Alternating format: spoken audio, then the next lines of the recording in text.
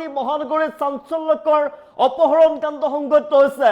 দুই ব্যৱসায়িক অপহৰণ কৰি দাবী কৰিছিল বৃহৎ পৰিমাণৰ ধন আৰু অৱশেষত আৰক্ষীৰ জালত পৰিছে অপহৰণকাৰী। দুৰ্ধৰ্ষ অপহৰণকাৰী আবু জাবিয়াৰ আকন, সাজিদ আলী, হায়দৰ আলী, ৰেকিবুল আলামিন, নুৰ ইছলামক আৰক্ষীয়ে গ্ৰেপ্তাৰ কৰিছে। বৰ্তমান আৰক্ষীৰ জালত পৰিছে অপহৰণকাৰী। হামচা জনাইছো বিব্ৰেকিং মুহূৰ্তত জনাইছো দুই ব্যৱসায়িক অপহৰণ কৰি দাবী কৰিছিল বৃহৎ পৰিমাণৰ ধন।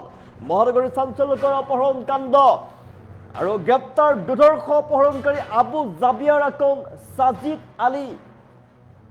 আৰক্ষীয়ে গ্ৰেপ্তাৰ কৰিছে হায়দৰ আলী, ৰেকিবুল আলামিন, নুৰ ইছলামক গ্ৰেপ্তাৰ কৰিবলৈ সক্ষম হৈছে আৰক্ষীয়ে। অপহৰণকাৰী দুই ব্যৱসায়ীকে দাবী কৰিছিল ধন। অপহৰণ কৰি দুই ব্যৱসায়ীৰ পৰা বৃহৎ পৰিমাণৰ ধন দাবী কৰিছিল। মহানগৰীৰ নুনমাটিৰ ব্যৱসায়ী সানিদুল আলী আৰু ইমদাউল হকক দাবী কৰিছিল বৃহৎ পৰিমাণৰ ধন। দাবী কৰা ধন নিদিলে প্ৰাণে মৰাৰো ভাবুকি দিছিল দুই ব্যৱসায়ী। তাৰপিছত আৰক্ষী অভিযান চলাই বৰ্তমান গ্ৰেপ্তাৰ কৰিছে দুৰ্ধৰ্ষ অপৰাধী।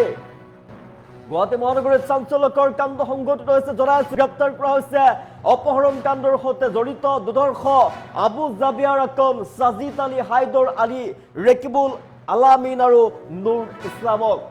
দুই ব্যৱসায়ীক অপহৰণ কৰি লৈ গৈছিল অপহৰণকাৰীয়ে। দুৰ্ধৰ্ষ অপহৰণকাৰীয়ে লৈ গৈছিল, তাৰ পিছতে বৃহৎ পৰিমাণৰ ধন দাবী কৰিছিল। যদি ধন নিদিয়ে তেনেহলে প্ৰাণে মৰাৰো ভাবুকি প্ৰদান কৰিছিল অপহৰণকাৰীৰ ফালৰ পৰা। আৰু অৱশেষত আৰক্ষীয়ে গ্ৰেপ্তাৰ কৰিছে দুৰ্ধৰ্ষ অপহৰণকাৰীক। দুৰ্ধৰ্ষ অপৰাধীক গ্ৰেপ্তাৰ কৰিবলৈ সক্ষম হৈছে আৰক্ষীৰ ফালৰ পৰা।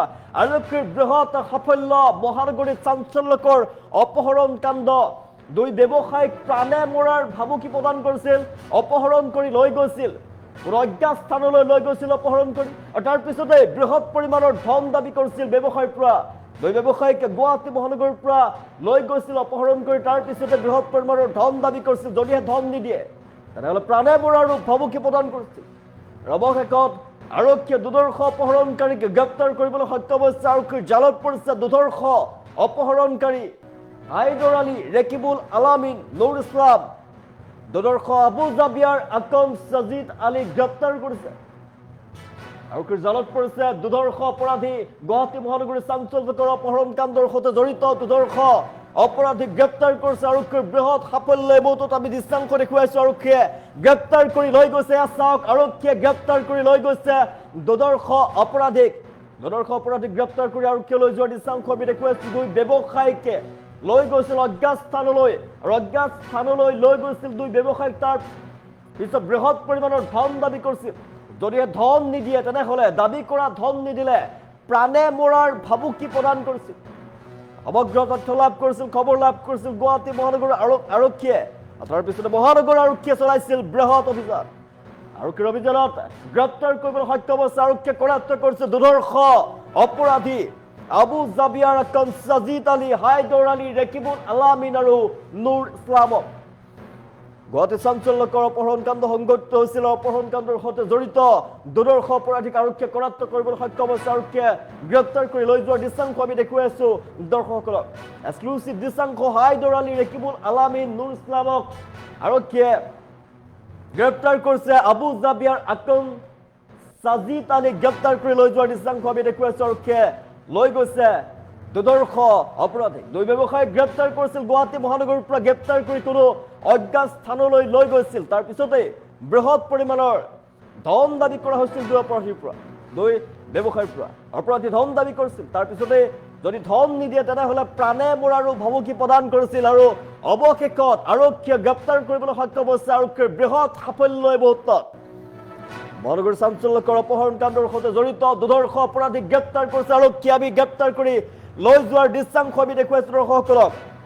দুৰ্ধৰ্ষ অপৰাধকাৰী অপহৰণকাৰী আবু জাবিয়াৰ আকন, সাজিদ আলী, হায়দৰ আলী, ৰেকিবুল আলামিন, নুৰ ইছলাম গ্ৰেপ্তাৰ কৰিছে আৰক্ষীয়ে। দুই ব্যৱসায়ীক দাবী কৰিছিল ধন। মহানগৰীৰ নুনমাটিৰ ব্যৱসায়ী সানিদুল আলী আৰু ইমদাউল হকক দাবী কৰিছিল বৃহৎ পৰিমাণৰ ধন, লক্ষাধিক টকা, লাখ লাখ টকা দাবী কৰিছিল। যদি দাবী কৰা ধন আদায় নিদিয়ে তেনেহলে প্ৰাণে মৰাৰো ভাবুকি প্ৰদান কৰা হৈছিল।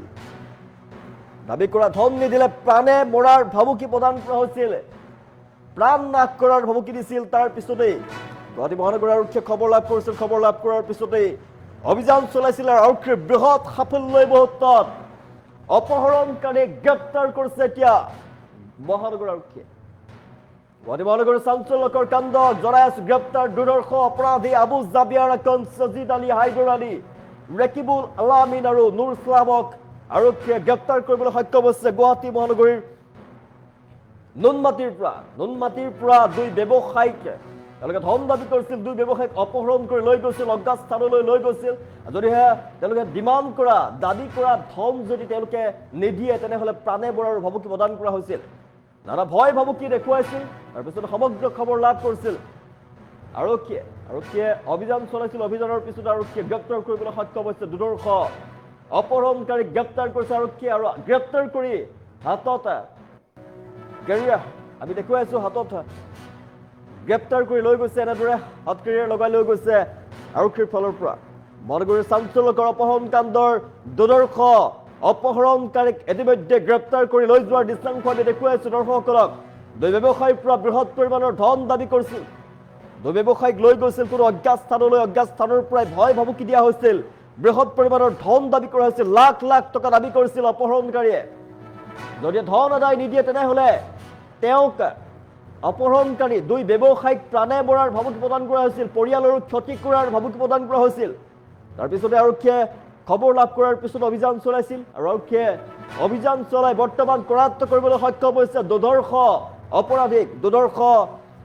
অপহৰণকাৰীক গ্ৰেপ্তাৰ কৰিছে আৰক্ষীৰ ফালৰ পৰা অপহৰণ কাণ্ডৰ সৈতে জড়িত আছিল আবু জাবিয়াৰ আকন সজিদ আলী হাইদৰ আলী ৰেকিবুল আলামিন আৰু নুৰ ইছলাম আৰু এইকেইটা অপৰাধীক আৰক্ষীয়ে গ্ৰেপ্তাৰ কৰি লৈ গৈছে বৰ্তমান আমি দৃশ্যাংশ দেখুৱাই আছো আৰক্ষীয়ে গ্ৰেপ্তাৰ কৰি লৈ গৈছে অপৰাধীক প্ৰাণে বৰাৰ ভাবুকি প্ৰদান কৰিছিল দুই ব্যৱসায়ীৰ পৰা বৃহৎ পৰিমাণৰ ধন দাবী কৰিছিল যদি ধন নিদিয়ে তেনেহ'লে তেওঁলোকৰ পৰিয়ালৰ ক্ষতি কৰাৰ ভয় ভাবুকি প্ৰদান কৰা হৈছিল প্ৰাণে বৰাৰ ভাবুকি প্ৰদান কৰা হৈছিল আৰু তাৰপিছতেই আৰক্ষীয়ে অভিযান চলাইছিল আৰক্ষীয়ে সম্পূৰ্ণ তথ্য লাভ কৰিছিল খবৰ লাভ কৰাৰ পিছতে আৰক্ষীয়ে অভিযান চলাই বৰ্তমান গ্ৰেপ্তাৰ কৰিবলৈ সক্ষম হৈছে দেখুৱাইছো নুনমাটিৰ দুই ব্যৱসায়ীৰ পৰা বৃহৎ পৰিমাণৰ ধন দাবী কৰিছিল যদি ধন নিদিয়ে তেনেহ'লে প্ৰাণে বৰাৰ ভাবুকি প্ৰদান কৰা হৈছিল আৰু অৱশেষত অপৰাধীক গ্ৰেপ্তাৰ কৰিছে আৰক্ষীয়ে অপৰাধীক কৰায়ত্ব কৰিবলৈ সক্ষম হৈছে আৰু বৃহৎ সাফল্য আৰক্ষী মহানগৰ চাঞ্চল্যকৰ অপহৰণ কাণ্ড সংঘটিত হৈছিল গুৱাহাটী মহানগৰৰ পৰা লৈ গৈছিল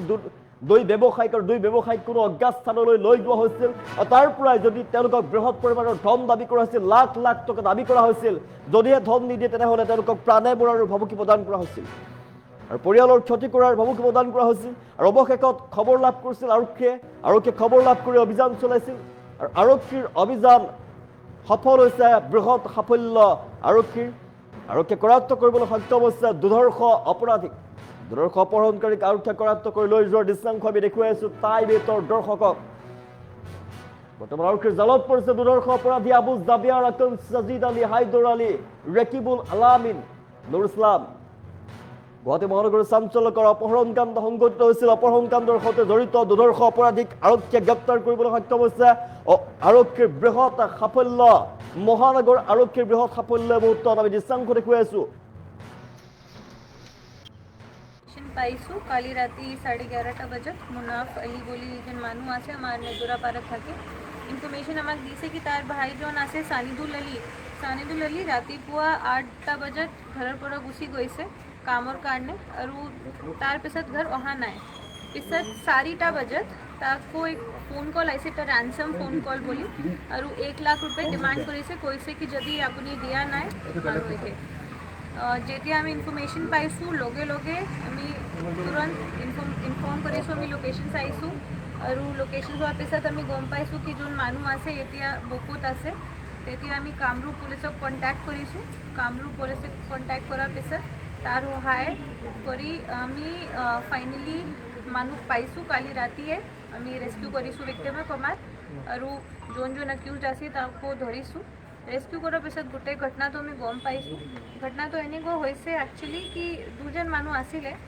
সানিদুল আলী আৰু ইমদাদুল হক তাৰ জিজা আছে সানিদুল জিজা ইমদাদুলটো এটা উবেৰ ড্ৰাইভাৰ হয় এইটো গাড়ীৰ কাৰণে যোন আমাৰ মেইন একিউজ আছে আবু জয়বৰ আখন তাকো ফোন কৰিছে ফোন কৰাৰ পিছত এইটো তাকো সুনতলিতে মাতিছে সুনিতলি মাতাৰ পিছত এইটো যোন আমাৰ দুজন আছে ইমদাদুল আৰু সানিদুল ই দুইজন আমাৰ জালুকবাৰীত গৈছে, জালুকবাৰীৰ পৰা ইটো ফাৰ্ডাৰ বকোত গৈছে।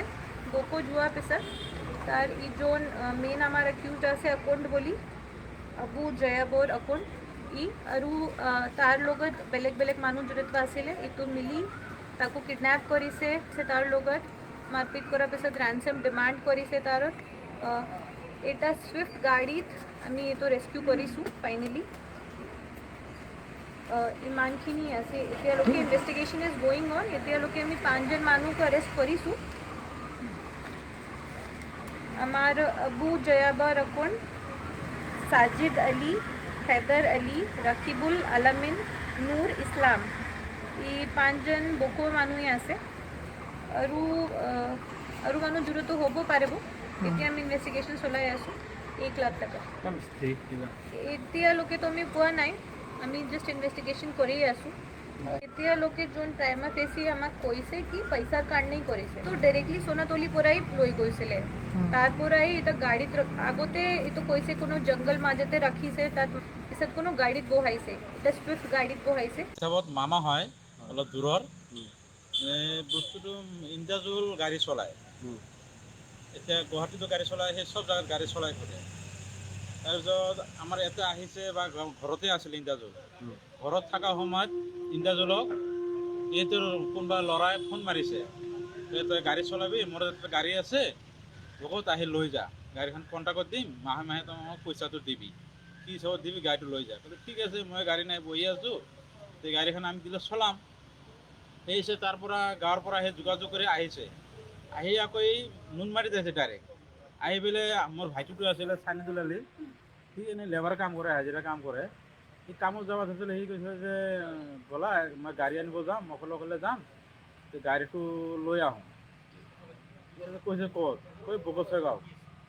কৈ পেলাই লৈ গৈছে, গৈ মেইন ৰাস্তা আধালৈকে গৈছে, পূৰ্বপাৰৰ গৈছে, যোৱাৰ পিছত সিহঁতৰ সেই ল'ৰাকেইটা আহি সিহঁতক দুটাক লৈ গৈছে। লৈ যাই গৈছে গাড়ী দিম বুলি লৈ গৈছে জাগালৈকে, গাঁৱলৈ যায়। পিছত সিহঁতক আটকাইছে, ঘৰত সোমাই দিছে ক'ৰবাত লৈ। আটকাই দিয়াৰ পিছত কৈছে যে তহঁতে টকা দিব লাগিব 5 লাখ টকা। সিহঁতে মোৰ ভাইটিটো ভয় খাই গ'লে, আৰে আমি আহিলোঁ কিবা গাড়ী কাম, সিহঁতেও ভয় খালে, চানিদুলো ভয় খালে, ইন্দাজুলো ভয় খালে যে আমি এইছোঁ গাড়ী দিবা, আমাক কিয় এনেকৈ কৰি আছা? তই নাই টকা দিব লাগিব, তই এৰি ঘৰত ফোন কৰ।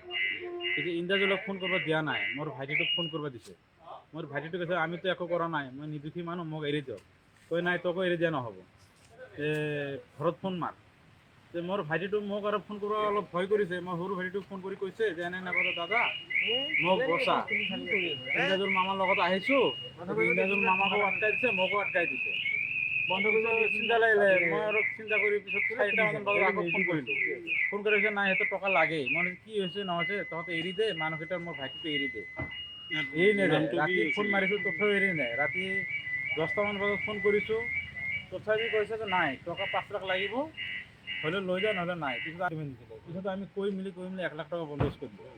1 লাখ টকা বন্দোবস্ত যোৱা ৰাতি 1 লাখ টকা বন্দোবস্ত কৰিলোঁ। বন্দোবস্ত কৰি পিছত মই সৰু ভাইটিটোক ক'লোঁ, তুই এটা কাম কৰ, কথাটো ৰেকৰ্ডিং কৰিছোঁ, ৰেকৰ্ডিং কৰাৰ পিছত মই ক'লোঁ তোক থানাত যাব লাগিব, থানাত জনাব লাগিব কথাটো। থানাত আহিলে আৰু থানাত লোকেশ্যনটো দিলে, থানাত সিহঁতক ক'লে, কোৱাৰ পিছত লগে লগে সিহঁতক যোগাযোগ কৰিলে, যোগাযোগ কৰি সিহঁতক এই 6টা পুলিচ না পুলিচ গম নাপাওঁ, সিহঁতে যোগাযোগ কৰি সিহঁতক এৰেষ্ট কৰিছে।